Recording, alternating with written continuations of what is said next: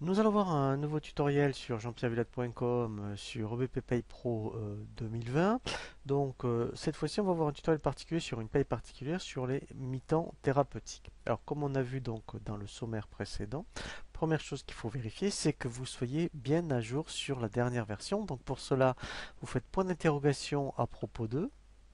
Voilà, et là il faut au moins vérifier, vous voyez que vous êtes bien sur une version ici d'application 12.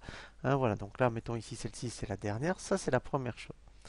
Ensuite il faut bien vérifier que dans la fiche salarié, eh bien au niveau donc de l'onglet contrat, eh bien il faut bien vérifier que ici par exemple dans contrat, au niveau donc de la nature du contrat, il soit bien indiqué temps plein, ici donc dans l'onglet contrat.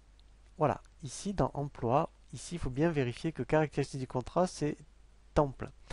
Ensuite, effectivement, eh bien, on va déclencher un arrêt de travail pour un mi-temps thérapeutique.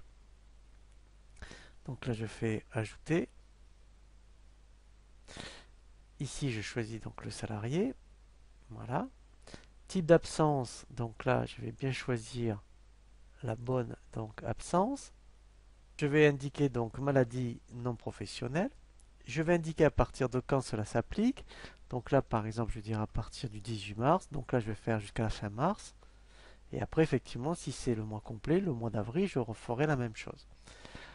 Et ensuite, eh bien, effectivement, là, vous avez, admettons, temps partiel thérapeutique. Donc là, après, il y a deux possibilités. Soit vous avez la subrogation ou pas.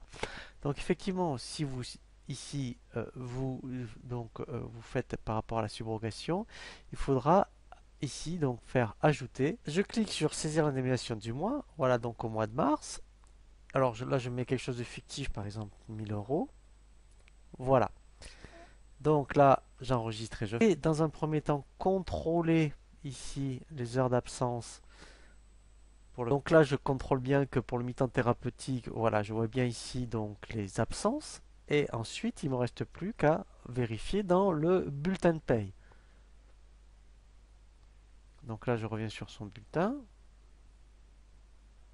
Voilà, donc là je vais voir après, bien effectivement, je vais lancer le calcul pour visualiser l'absence mi-temps thérapeutique. Voilà, ici vous voyez, je vois bien donc l'absence mi-temps thérapeutique.